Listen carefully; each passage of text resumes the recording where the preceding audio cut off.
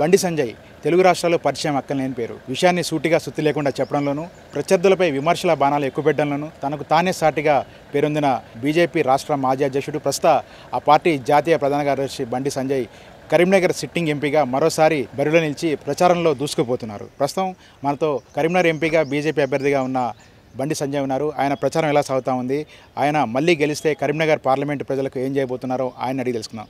అన్న చెప్పండి, ముందుగా మీకు శుభాకాంక్షలు. మీరు అందరికంటే వేగంగా ప్రచారాన్ని ప్రారంభించారు. మిగతా వాళ్ళందరూ అభ్యర్థుల కోసం ఎతుకులాట్లు ఉండగానే మీరు ఒక విడత ప్రచారం పూర్తి చేశారు. ఎలా సాగుతుంది మీ ప్రచారం? ఫస్ట్ మీకు కూడా సుమన్ టీవీ యాజమాన్యానికి, సిబ్బందికి, ప్రేక్షకులందరూ కూడా ప్రత్యేకంగా ధన్యవాదాలు. ఎందుకంటే వాస్తవాలను వాస్తవాలుగా చూపెట్టేటువంటి ఛానల్ సుమన్ టీవీ.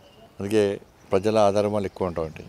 ఇప్పుడు యాత్ర విషయంలో అంతకంటే ముందే దాదాపు 40 రోజుల పాటు ప్రజాహిత యాత్ర పేరుతోని ఈ కరీంనగర్ పార్లమెంట్ నియోజకవర్గంలో దాదాపు అన్ని మండల కేంద్రాలను తిరిగి రావడం జరిగింది. అక్కడక్కడ నా స్థాయిలో అనేక సమస్యలు కూడా పరిష్కరించడం జరిగింది. ఎలక్షన్స్ టైంలో సమ్మర్ వస్తుంది, మళ్ళీ ఈ సమ్మర్ పేరుతోని బయట తిరిగేటువంటి ప్రయత్నం చేస్తే కూడా ఇబ్బంది వస్తుంది. ప్రజలకు ఇబ్బంది, కార్యకర్తలకు ఇబ్బంది, అందరికీ ఇబ్బంది. కాబట్టి దాన్ని దృష్టిలో ఉంచుకొనే ఎండాకాలం స్టార్ట్ కాకముందే ముందుగా ఒక దఫా మనం పూర్తిగా యాత్రను, ప్రజాహిత యాత్రను కంప్లీట్ చేయడం జరిగింది.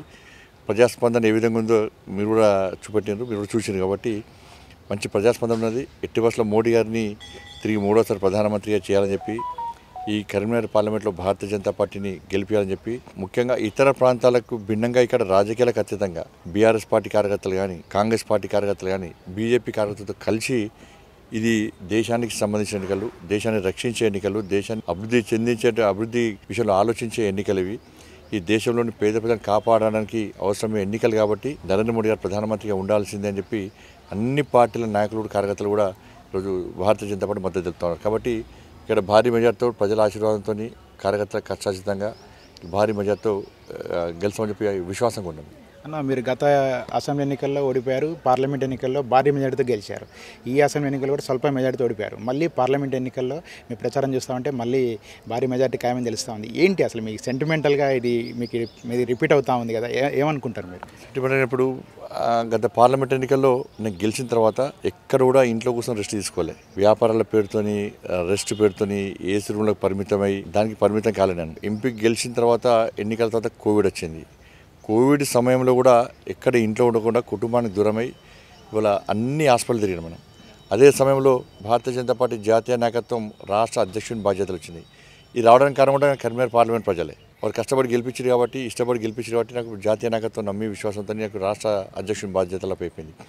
రాష్ట్ర అధ్యక్షుని బాధ్యతలు అప్పయిపోయిన తర్వాత నేను బాధ్యత తీసుకొని ఇంట్లో కూర్చునే వ్యక్తిని కాదు. ఎందుకంటే నేను కష్టపడి పని చేయకుంటే పార్టీకి ఇబ్బంది వస్తుంది. దాని ద్వారా ఇలా కరీంనగర్ ప్రజలు కూడా తలెత్తుకొని తిరగలేని పరిస్థితి. మా ఎంపీ, మేము కష్టపడి గెలిపించిన ఎంపీని మేము గెలిపించడం వల్లనే జాతీయ నాయకత్వం రాష్ట్ర అధ్యక్షుని బాధ్యతలు అయిపోయింది. రాష్ట్ర అధ్యక్షుని బాధ్యతలు తీసుకున్న బండి సంజయ్ బాగా గుట్లాడుతుందని చెప్పి పేరు రావాలి తప్ప వేరే ఆలోచన ఉండొద్దని చెప్పి మనం కష్టపడి కోవిడ్ సందర్భంలో కూడా అనేక హాస్పిటల్ పోయినాం. ఇక్కడ గవర్నమెంట్ హాస్పిటల్లో అక్కడ సిబ్బంది, నర్సు వాళ్ళ సిబ్బందులను పేషెంట్లు ఇబ్బంది పడుతుంటే డైరెక్ట్ కోవిడ్ వాళ్ళకు కూడా పోయాను. అనేక సేవా కార్యక్రమాలు నేను చేసిన, కార్యకర్తలు అందరితో చేయించినాం మేము. దాంతోపాటు ఎట్లా ఉద్యమాలు చేసినా మీరు చూసి, రాష్ట్ర అధ్యక్షుని అయిన తర్వాత కార్యకర్తలతో కలిసి ఇవాళ తెలంగాణ రాష్ట్రంలో భారతీయ జనతా పార్టీ ఏ స్థాయిలో ఉద్యమం చేసిందో మీ అందరూ తెలుసు. రైతుల కోసం ఫైట్ చేసినాం, యువకుల కోసం ఫైట్ చేసినాం, మహిళల కోసం ఫైట్ చేసినాం, ఆర్టీసీ కార్మికుల విషయంలో ఫైట్ చేసినాం, అవుట్సోర్సింగ్ ఉద్యోగుల కోసం ఫైట్ చేసినాం, దాంతోపాటు 317 జీవో విధంగా ఫైట్ చేసినాం, నిరుద్యోగ సమస్య మీద ఫైట్ చేసినాం. ఎక్కడ ఏ సమస్య వచ్చినా కూడా ఇలా స్పందించేది భారతీయ జనతా పార్టీ అని చెప్పి ప్రజలకు భావన వచ్చే విధంగా ఆ స్థాయిలో కష్టపడి పనిచేసినాం. దాని ఫలితంగానే ఇలా నా మీద దాదాపు 100 కేసులు, కార్యకర్తల మీద కేసులు, ఇక్కడ మా నాయకుల అందరి మీద కేసులే. కానీ ఆ స్థాయిలో ఫైట్ చేసినాం. మా కుటుంబాలకు దూరమై, మా కుటుంబాలను ఒప్పించి మేము పార్టీ కోసం పనిచేస్తాం, ఈ తెలంగాణ సమాజాన్ని కాపాడ కోసం పనిచేస్తాం. ఎందుకంటే టీఆర్ఎస్ అనే మూర్ఖత్వ పాలన ఈ తెలంగాణ రాష్ట్రం నుంచి పారిపోవాలంటే, ప్రజలు బాగుపడాలంటే, ప్రజల బతుకులు బాగుపడాలంటే ఈ టీఆర్ఎస్ పార్టీ గద్దె దించాల్సిందని చెప్పి ఒక లక్ష్యంతో భారతీయ జనతా పార్టీ ప్రభుత్వం రావాలి, మోడీ రాజ్యం రావాలి, పేదల రాజ్యం రావాలి అని చెప్పి ఒక ఆలోచన కష్టపడి పనిచేసినాం. ఎక్కడ కూడా ఏ రోజు రెస్ట్ తీసుకోవాలి. నేను 150 రోజుల పాటు 1600 కిలోమీటర్లు బీఆర్ఎస్ పార్టీ వాళ్ళు దాడులు చేసిన, పోలీసు వాళ్ళు అడ్డుకున్నాం, ప్రభుత్వం అనేక రకాల ఇబ్బందులు పెట్టినా కూడా ఎక్కడ వెనుకడు చేయకుండా 150 రోజుల పాటు ప్రజా సంగ్రామ యాత్ర పేరుతో ఈ తెలంగాణ రాష్ట్రం మొత్తం తిరిగిన విషయం మీకు తెలుసు. ఇవన్నీ చూసిన తర్వాతనే దాంతోపాటు కరీంనగర్ అభివృద్ధి విషయంలో దాదాపు 12,000 కోట్ల రూపాయలకు పైగా నిధులు తీసుకొచ్చి కరీంనగర్ అభివృద్ధి చేసినాం. ఇవాళ కరీంనగర్ వరంగల్ రోడ్ ఎవ్వరు పట్టించుకోలే. ఇవాళ నేను గెలిచిన తర్వాత మొన్ననే మోడీ గారితో ప్రారంభోత్సవం చేసినాం మేము. 2,000 కోట్ల రూపాయలు దాదాపు.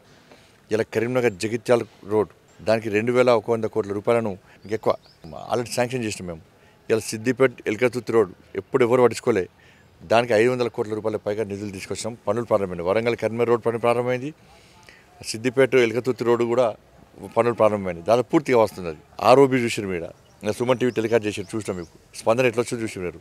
ఆర్ఓబి కూడా 25 సంవత్సరాలుగా ఏ నాయకుడు పట్టించుకోలే. ఇవాళ 154 కోట్ల రూపాయలను సేతు బంధన్ కొత్త స్కీమ్ వస్తే సిఆర్ ఫండ్స్ తీసుకొచ్చి దానికి నిధులు తీసుకొస్తే ఇవాళ నేను లేనప్పుడు చూసి కొబ్బరికాయ కొట్టిపోయారు. అలా ప్రజాస్పందన మీరు చూపెట్టారు. నిన్న ఎవరు తీసుకొచ్చేది అన్నది. ఇలా శాతవాహన యూనివర్సిటీకి 12B స్టాటస్ హోదాగా నేను తీసుకొచ్చిన. అటానమస్ ఎస్ఆర్ కాలేజ్ నేను టూల్ డిజైన్ సెంటర్ నేనే తీసుకొచ్చిన. ఇలా నేషనల్ హైవేస్ కానీ అనేక రకాల కేవలం జాతీయ రహదారుల కోసమే 5,000 కోట్ల రూపాయలకు పైగా నిధులు నేను తీసుకొచ్చిన. సిఆర్ఎఫ్ ఫండ్స్ దాదాపు 400 కోట్ల రూపాయలు సిఆర్ఎఫ్ ఫండ్స్ తీసుకొచ్చినాం. గ్రామీణ సడక్ యోజన కింద పైసలు మేమే తీసుకొచ్చినాం. ఎక్కువ పైసలు తీసుకొచ్చినాం ఇతర రాష్ట్రాలకు, ఇతర జిల్లాల కంటే. ఇట్లా అనేక సంక్షేమ పథకాల విషయంలో కానీ అభివృద్ధి నిధులు మేము తీసుకొచ్చినాం. దురదృష్టవశాత్తు మేము నిధులు తీసుకొచ్చినా కూడా ఒక సెక్షన్ మీడియా గత అధికార పార్టీకి అనుకూలంగా ఉండే. మా కార్యకర్తలు ఎంత చెప్పినా కూడా మీడియా మాకు సహకరించే ప్రయత్నం చేయాలి. పైసలు తీసుకొచ్చి సొమ్మొక్కరిది సోకొక్కరిది. పైసలు తీసుకొచ్చింది మేము, నిధులు తీసుకొచ్చింది మేము, అభివృద్ధి చేసింది మేము, పేరు చెప్పుకున్నది కొబ్బరికాయలు కొట్టింది మాత్రం బీఆర్ఎస్ పార్టీ వాళ్ళు. అధికారులు కూడా బెదిరించారు. ప్రోటోకాల్ సిస్టమ్ కూడా దెబ్బతీసారు వాళ్ళు. కాబట్టి ఇవన్నీ అయిన తర్వాత కూడా మేము ప్రతి గ్రామానికి మేము చేసిన అభివృద్ధి విషయంలో మేము స్పష్టం చేసిన తర్వాత ప్రజల లోపల మార్పు వచ్చింది. ప్రజలు స్పందిస్తున్నారు. ఎట్టి బస్సులో భారతీయ జనతా పార్టీకి ఓటేస్తాం. ఇవి మోడీ ఎన్నికలు, మోడీ గారు ప్రధానమంత్రి చేసే ఎన్నికలు. కాబట్టి ఇలా ఎదుటి పార్టీలు ప్రధానమంత్రి అభ్యర్థుల్లో ఇంతవరకు కాంగ్రెస్ పార్టీ అడ్రస్ లేదు. ప్రధానమంత్రి అభ్యర్థిని నిర్ణయించే ఎన్నికల్లో ప్రధానమంత్రి అభ్యర్థి కరువు అయితే ఎవరు చూసి ఓటేయాలి దేశ ప్రజలు? ఇప్పుడు కాంగ్రెస్ పార్టీ కర్మలో ఇంతవరకు అభ్యర్థి కరువాడు. ఇప్పుడు ఈ జిల్లాలో పెడతారా, ఈ పార్లమెంటరీ పెడతారా, పక్క పార్లమెంటరీ పెడతారా, ఈ జిల్లాలో పెడతారా, పక్క జిల్లాలో పెడతారా, ఈ రాష్ట్రంలో పెడతారా, పక్క రాష్ట్రంలో పెడతారా, ఇంతవరకు కన్ఫ్యూజన్ ఒకటి. కాబట్టి ఏదేమైనా నేను ఈ అహంకారంతో చెప్తలేను. నేను ప్రజాస్పందన చూసి ప్రజలకు ఆశీర్వాదం చూసినాక చెప్తున్నాను. కాబట్టి తప్పకుండా అభివృద్ధి చేసింది మేము. సమాజంలో ఇవాళ బీఆర్ఎస్ పార్టీ ప్రజా వ్యతిరేక విధానాలకు వ్యతిరేకంగా కొట్లాడింది మేము. మా జీవితాలను మా కుటుంబాన్ని పక్క పెట్టి మా జీవితాలకు పణంగా పెట్టి ఎన్ని కేసులు పెట్టినా, ఎన్ని లాఠీ దెబ్బలు తిన్నా, ఎన్నిసార్లు జైలు పంపినా కూడా అన్నిటికీ తెగించి భరించి ఈ ప్రజాస్వామ్యాన్ని కాపాడాలి, పేదల రాజ్యాన్ని వాళ్ళు కొట్లాడింది మేము. ఎక్కడ రెస్ట్ తీసుకోకుండా ప్రజలకు అందుబాటులో ఉండేది మేము. ఇటువంటి పరిస్థితిలో ప్రజలందరూ కూడా ఎట్టి బస్సులో భారతీయ జనతా పార్టీని గెలిపించాలి, నరేంద్ర మోడీ ప్రధానమంత్రి చేయాలని చెప్పి ఆలోచనతో నాకు ఓటు వేయడానికి సిద్ధంగా ఉన్నారు. అన్న, కేటీఆర్ మీ మీద తీవ్రమైన విమర్శలు చేస్తూ ఉన్నాడు. మీరేమో ఇన్ని అభివృద్ధి పనులు చేశామని చెప్తున్నారు. మీరు మాత్రం అయోధ్య రామ మందిరాన్ని మతోన్మాదాన్ని ప్రేరేపిస్తూ ఓట్లు పొందాలని, ఒక ఎమోషనల్ ఓటింగ్ పొందాలని చూస్తున్నారని చాలా తీవ్రమైన కామెంట్ చేస్తున్నారు. దీనికి ఏం చెప్తారు? ఇప్పుడు అయోధ్యలో రామ మందిరాన్ని నిర్మించినాం. దేశంలో హిందువులందరూ కలిసి అయోధ్యలో రామ మందిరాన్ని నిర్మించుకున్నాం. ఎవరి యొక్క నాయకత్వంలో, ఎవరి యొక్క ఆశీర్వాదంతో, ఎవరి యొక్క సహకారంతో చేశారు? నరేంద్ర మోడీ గారి యొక్క సహకారంతో. గౌరవ సుప్రీంకోర్టు తీర్పిచ్చిన తర్వాత నరేంద్ర మోడీ గారి నాయకత్వంలో ఇలా దేశంలో హిందువులందరూ ఏకతాటిపైకి వచ్చి నిధులు ఇచ్చి ఇవాళ అయోధ్యలో భవ్యమైన దివ్యమైన రామ మందిర నిర్మాణాన్ని నిర్మించినాం. ఇవాళ టీఆర్ఎస్ వాళ్ళు, కాంగ్రెస్ వాళ్ళు చెప్పుకోగల వద్దన్నారా? ఇవాళ విశ్వ హిందూ పరిషత్తు, ఆ ట్రస్టు కాంగ్రెస్ పార్టీ ఆది నాయకత్వాన్ని ఆహ్వానించింది. ఏది? రాముల వారి ప్రాణ ప్రతిష్ఠ కార్యక్రమానికి. మరి కాంగ్రెస్ పార్టీ నాయకులు ఎందుకు పోకపోవడానికి కారణం ఏంది? వాళ్ళు పోయిందోరు మేము విన్నాం. బీఆర్ఎస్ పార్టీ మీరు చెప్పిన పేరు కేసీఆర్ కొడుకు నాస్తికుడు, ఆయన దేవుడు నమ్మడు. మరి నేను అంటున్నా, నేను అన్నాడు జై శ్రీరామ్ అనకుండా జై శ్రీరామ్ కడుపు నింపుతుందా అన్నాడు. మళ్ళీ తెల్ల జై శ్రీరామ్ అన్నాడు. అంటే 24 అవర్స్లో కూడా రాముడు మార్పు తీసుకొచ్చిన ఆయన లోపల. రాముడు ఆవహించాడు. ఆ మార్పు ఎన్ని రోజులు ఉంటుందో తెలియదు. ఇప్పుడు నువ్వేమో జై శ్రీరామ్ అనద్దంటవే, మీ నాయనేమో పూజలు చేస్తాడే, మీ అక్కనేమో జపమాల కావాలంటదే, మీ కుటుంబంలోనే ద్వంద్వ విధానాలు. ఈ ప్లాన్ ఇది. కాబట్టి రాముని వ్యతిరేక పార్టీలు ఈ రెండు పార్టీలు. ఎవరు? కాంగ్రెస్ పార్టీ రాముడిని వ్యతిరేకిస్తున్నది, బీఆర్ఎస్ పార్టీ రాముని వ్యతిరేకిస్తూనే ఉంటుంది. కాబట్టి మేము రాముని వారసులుగా, రాముని భక్తులుగా తప్పకుండా రాముని పేరు చెప్పుకుని ఓట్లు అడిగాం.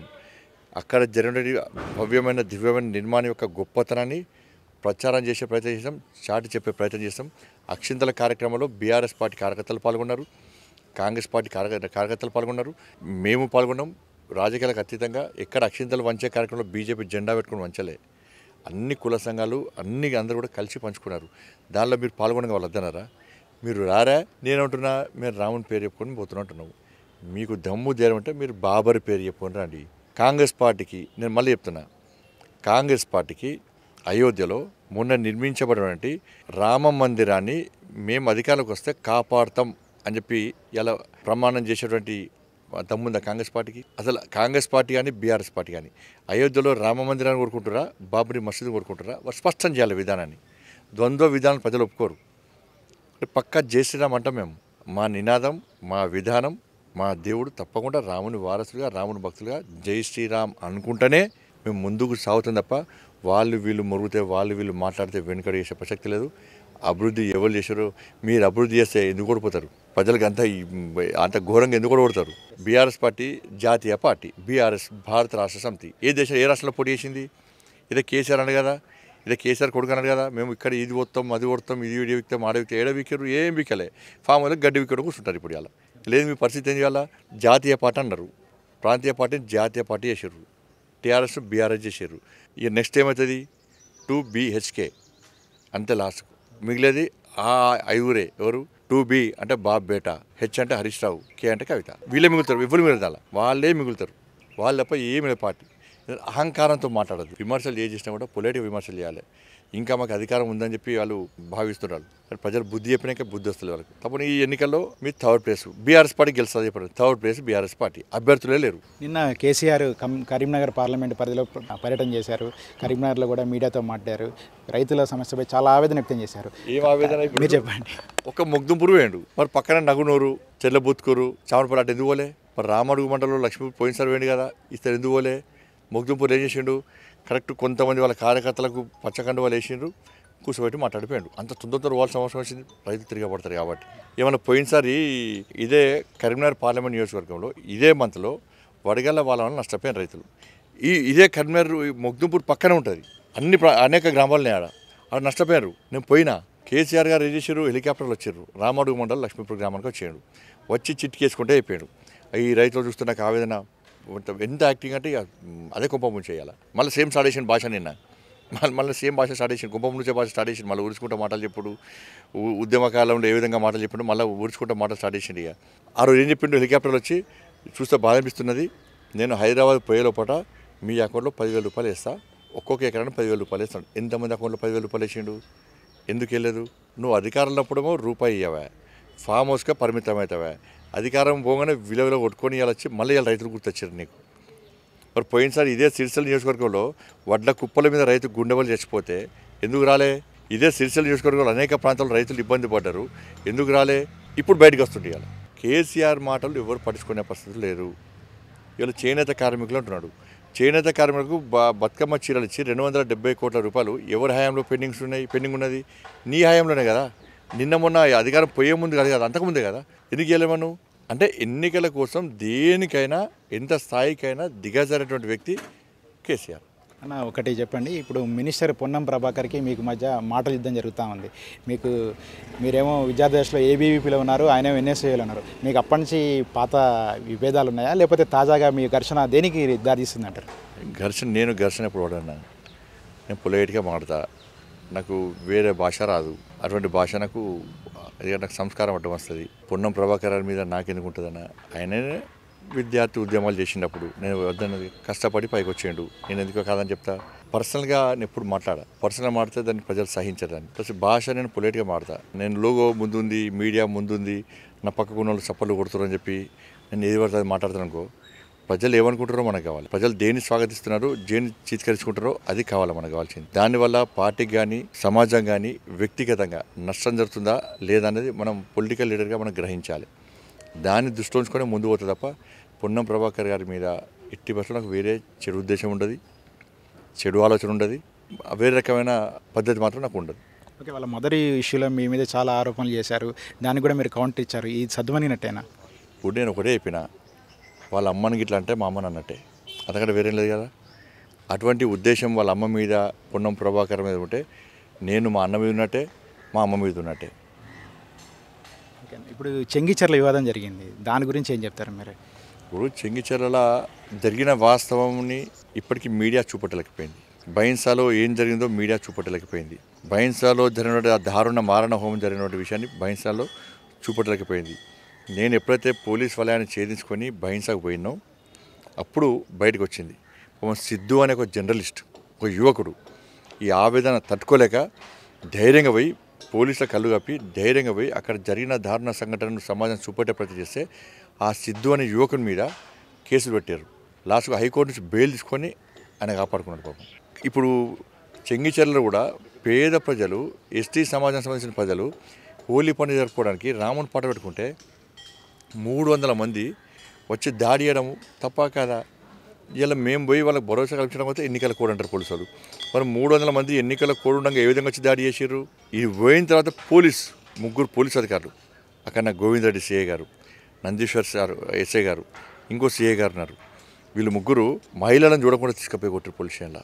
రాత్రి మహిళలందరినీ పోలీస్ స్టేషన్ చుట్టూ మన హైదరాబాద్ మొత్తం దింపారు. ఇది ఎక్కడ రాచరిక పాలన? ఎవరు ఇచ్చారు మీకు అధికారం? ఇవాళ వీళ్ళు వాళ్ళ ప్లేస్కి పోయారా, వాళ్ళు వీళ్ళ ప్లేస్కి వచ్చారు. వీళ్ళ ప్రాంతంలో వీళ్ళు పండుగ జరుపుకుంటుంటే ఇప్పుడు 300 మంది వచ్చి దాడి చేస్తే ఏం చేస్తుంది ఇంటెలిజెన్స్? ఏం చేస్తుంది పోలీసు? ఏం చేస్తారు? పోలీసు ఎవరు కొమ్మగాయాలి? ఇలా మళ్ళీ వీళ్ళ మీద లాఠీ చార్జు, హిందువుల మీద లాఠీ చార్జు, వాళ్ళని కాపాడే ప్రయత్నం చేస్తారు. ఏంటంటే అక్కడ స్లాటర్ హౌస్ పేరుతోనే ఒక పెద్ద మాఫియా నడుస్తున్నది. దానిలో చాలా పెద్దలకు ముడుపులు ముడుతున్నాయి. కాబట్టి ఇది వివాదాస్పదమైతే ఇష్యూ అయితే ఆ స్లాటర్ హౌస్ మూతపడుతుంది. అక్కడ జరిగేటువంటి మాఫియా దందా బయటకు వస్తుంది. ప్రజలు తెలుస్తున్న ఉద్దేశంతో అక్కడ హిందువులను అనదొక్కే ప్రయత్నం ఇవాళ పోలీస్ యంత్రాంగం చేస్తున్నది. దీని మీద ప్రభుత్వం బయటికి మొత్తం ఊపుగా దంపుడు ఉపన్యాసించే పొలిటికల్ పార్టీ నాయకులు ఇలా అక్కడ జరిగిన సంఘటన ఎందుకు ఖండించకపోతున్నారు? ఇవాళ మేము మాట్లాడుతున్నాం మతతత్వం అంటారు హిందువుల గురించి మాట్లాడితే. మరి అక్కడ ముస్లిం వాళ్ళు వచ్చి ఒక వర్గానికి సంబంధించిన వ్యక్తులు వచ్చి దాడి చేస్తే కాంగ్రెస్ పార్టీ ఎందుకు మాట్లాడేది? బీఆర్ఎస్ పార్టీ ఎందుకు మాట్లాడేది? అంటే వాళ్ళు ఓని, వాళ్ళ పేదలు ఓని. ఎందుకంటే 25 కుటుంబాలు ఉన్నాయి, ఎక్కువ ఓట్లు లేవు కదా. ఆడ వీళ్ళు ఓట్ల కోసం ఆలోచిస్తారు. కాంగ్రెస్ పార్టీ బీఆర్ఎస్ పార్టీలు 25 కుటుంబాలు కదా, ఓట్లు పడితే పడని లేకుంటలేదు, మేము పోవాలి అన్న ఫీలింగ్ వాళ్ళకు ఉంటుంది. మాకు ఓట్లు ముఖ్యంగా ధర్మం ముఖ్యం, హిందూ సమాజం ముఖ్యం మాకు. అటువంటి మేము పోయి వాళ్ళకి భరోసా కల్పించే ప్రయత్నం చేస్తే బారికేడ్స్ పెట్టి అది పెట్టి ఇది పెట్టి మహిళలను చూడకుండా లాఠీ చార్జ్ చేయడము, కొట్టడము, ఉల్టా బెదిరించడము, నాన్ అవైలబుల్ కేసు పెట్టడము, అర్ధరాత్రి దొంగలు చూసినట్టే కార్యకర్తలు నిలబడి పట్టుకపోవడం. దీన్ని భయపడతామైంది. కానీ పోలీసులు తెలియదు పాపం. మా కార్యకర్తలు పోలీసులు కేసులకు భయపడరు. పోలీస్ డిపార్ట్మెంట్ అంటే రెస్పెక్ట్ ఇచ్చే పార్టీ భారతీయ జనతా పార్టీ. ఎందుకంటే గతంలో త్యాగాలు చేసింది పోలీసులు, మేమే త్యాగాలు చేసినాం.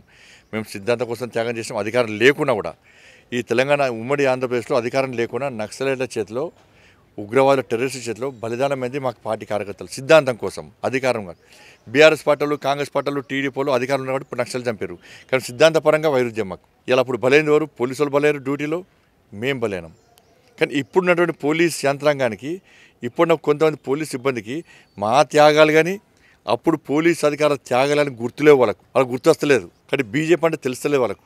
అధికారంలో ఏ పార్టీ ఉంటే ఆ పార్టీ కొమ్ముగాసేపైతే కొంతమంది అధికారులు చేస్తున్నారు. ఇలా ఏమైంది మొన్న బీఆర్ఎస్ పార్టీ కొమ్ముగాసే అధికారుల పరిస్థితి ఏంది వాళ్ళ? రేపు కాంగ్రెస్ పార్టీ కొమ్ముగాస్తే బలేదు మీరే మళ్ళా. కాబట్టి చట్టాన్ని కాపాడేటువంటి సందర్భంలో అందరినీ సమానంగా చూడాలి, చట్టానికి అతీతంగా వ్యవహరించాలి. ఈ వర్గం ఆ వర్గం, ఈ పార్టీ ఆ పార్టీ చూడకుండా మనం వ్యవహరించే ప్రయత్నం చేస్తే మనకు బాగుంటుంది. అన్న, గత పార్లమెంట్ ఎన్నికల్లో 300 సీట్లు గెలిచి మీరు అధికారం చేపట్టారు. ఈసారి 400+ సాధిస్తామని ముందే చెప్తున్నారు. దానికంటే ముందుగా 100 రోజుల కార్యాచరణ కూడా మోడీ గారు ప్రకటించారు. ఏంటి మీ కాన్ఫిడెన్స్? అంత వేవ్ ఉందంటారా? దేశంలో మీరు ఎక్కడ ఏ సర్వే చేసినా కూడా భారతీయ జనతా పార్టీ అధికారం రావడం ఖాయం. ఇవాళ మోడీ గారి లక్ష్యమైంది 370 సీట్లు భారతీయ జనతా పార్టీ స్వతహా గెలవాలి. 400 సీట్లకు పైగా ఎన్డీఏ గెలవాలని చెప్పి ఒక ఆలోచనతోని ఇలా నరేంద్ర మోడీ గారు ఒక కార్యాచరణ, ఒక ప్లాన్ ప్రకారం ఇలా కార్యకర్తలలో కూడా ఉత్సాహాన్ని నింపడం, ప్రణాళికను ప్రకటించడం ద్వారా ఈ దేశంలో ప్రతి భారతీయ జనతా పార్టీ కార్యకర్త వారి ఆదేశానికి అనుగుణంగా, జేపీ నడ్డా గారి ఒక సూచనకు అనుగుణంగా కష్టపడి పనిచేస్తున్నాం. ఇలా ఒక మోడీ గారు దేశవ్యాప్తంగా ఏ విధంగా ప్రకటించారో మనకు తెలుసు. ప్రధానమంత్రి అభ్యర్థులు నరేంద్ర మోడీ గారు. కాబట్టి నరేంద్ర మోడీ గారు ప్రధానమంత్రిగా లేని దేశాన్ని ఈ దేశ ప్రజలు ఊహించుకునే స్థితిలో లేరు. 370 ఆర్టికల్ రద్దు కానీ, ట్రిపుల్ తలాక్ రద్దు కానీ, ఇవాళ సర్జికల్ స్ట్రైక్ కానీ, అయోధ్యలో రామమందిర నిర్మాణం కానీ, ఈ దేశంలో పేద ప్రజలకు అందించే సంక్షేమ పథకాలని, దాంతోపాటు ముఖ్యంగా కోవిడ్ లాక్డౌన్ సందర్భంలో ప్రపంచమంతా అన్ని దేశాలు ఆర్థిక పరంగా అతలాకుతలమైనవి. తిండికి కొట్టాడే పరిస్థితి. పక్కకున్న పాకిస్తాన్ తిండి లేక రోడ్డు మీదకి వచ్చారు. బియ్యం కోసం కొట్టాడే పరిస్థితి, ఆడుకునే పరిస్థితి వచ్చింది. అన్ని దేశాలు, మ్యాక్సిమం దేశాలు, అగ్రరాజ్యాలు చెప్పుకునే దేశాలు కూడా అధోగతి పాలైపోయినాయి. కానీ ఈ దేశంలో ఎంత కష్టం వచ్చినా, ఎన్ని ఇబ్బందులు వచ్చినా, లాక్డౌన్ తీసినా, కోవిడ్ వచ్చినా కూడా ఈ దేశ ప్రజలకు ఎక్కడ ఇబ్బంది కాకుండా ఈ దేశాన్ని కాపాడిన వ్యక్తి నరేంద్ర మోడీ గారు. దాన్ని ప్రజలు గుర్తిస్తున్నారు. వాళ్ళు అంతకుముందు ఎక్కువ వ్యాక్సిన్ కూడా ఇలా ఫ్రీ వ్యాక్సిన్ ఇచ్చింది. ఇలా ప్రపంచ దేశాలకు వ్యాక్సిన్ అందించినాం. అంతకుముందు ఏ దేశం వ్యాక్సిన్ ఇస్తాను చూసేటోళ్ళం. ప్రపంచ దేశానికి వ్యాక్సిన్ అందించినాం. ఇవాళ పేద ప్రజలకు గరీబ్ కళ్యాణ్ అనే యోజన కింద మనం రైస్ ఇచ్చినాం. మనం దీంతోపాటు ఆర్థిక వ్యవస్థ, ఆర్థిక ప్రగతిలో కూడా ఇంత లాక్డౌన్ వచ్చి ఇంత కోవిడ్ వచ్చి ఇంత ఇబ్బంది ఉంటే కూడా ఆర్థిక వ్యవస్థ దిగజారిపోవాలా. ఇవాళ ఆర్థిక ప్రగతిలో ఈ దేశం 10వ స్థానంలో ఉన్న భారతదేశం ఇవాళ 5వ స్థానానికి వచ్చింది. మోడీ గారు లక్ష్యమైంది మళ్ళొక్కసారి అధికారం ఇవ్వండి, ఇలా 5వ స్థానం నుంచి 3వ స్థానం తీసుకొస్తా, 2047 వరకు నెంబర్ 1 స్థానాన్ని తీసుకురావాలి, తల్లి భారతమాతను విశ్వగురు స్థానంలో ప్రతిష్ఠించడమే నా లక్ష్యం అని చెప్పి కంకణబద్ధుడి ఒక దీక్ష తీసుకొని ఇలా ముందుకు ప్రతిరోజు 18 గంటల పాటు పనిచేస్తున్నటువంటి ఏకైక నాయకుడు నరేంద్ర మోడీ గారు. కాబట్టి అందుకే ది బాస్గా ప్రపంచం గుర్తిస్తున్నది. ప్రపంచ దేశాలు కూడా నరేంద్ర మోడీ గారిని బాస్గా గుర్తిస్తున్నట్టే అర్థం చేసుకోవాల్సిన అవసరం ఉంది. ఫైనల్గా కూడా చెప్పండి అన్న, మీరు కరీంనగర్లో కార్పొరేటర్ నుంచి ఎంపీకి ఎదిగారు, ఎంపీ నుంచి రాష్ట్ర పార్టీ అధ్యక్షుడికి ఎదిగారు, ప్రస్తుతం జాతీయ ప్రధాన కార్యదర్శిగా ఉన్నారు. వచ్చే ఎన్నికల్లో మీరు ఎంపీగా గెలిచి ఉన్నత స్థానంలో ఉండాలని మేము కలిసిన ప్రజలందరూ కూడా చెప్తున్నారు. ఏం చేస్తారు ప్రజలకు ఇచ్చే భరోసా ఏంటి? వచ్చే ఎన్నికల్లో మీరు గెలిస్తే ఏం చేస్తారు? తప్పకుండా నరేంద్ర మోడీ గారు 3 తలాక్ రద్దు చేస్తామని చెప్పలే, 370 ఆర్టికల్ రద్దు చేస్తా అని చెప్పలే, సర్జికల్ స్ట్రైక్ చేస్తామని చెప్పలే. కానీ ఈ దేశాన్ని అభివృద్ధి చేయాలని చెప్పి ఒక లక్ష్యంతో నరేంద్ర మోడీ గారు ఉన్నారు. అట్లనే నేను పోయినసారి ఈ నేషనల్ హైవే తీసుకొస్తాను చెప్పలే, ఈ నేషనల్ హైవే తీసుకొస్తాను చెప్పలే, సిద్దిపేట ఎరకతుర్తి చెప్పలే, కరీంనగర్ వరంగల్ చెప్పలే, కరీంనగర్ జగిత్యాల చెప్పలే, ఆర్ఓబీ చేస్తా అని చెప్పలే, 12B స్టేటస్ ఇస్తా అని చెప్పలే. ఏం చెప్పకుండా కూడా ఇలా అనేక నిధులు తీసుకొచ్చినాం.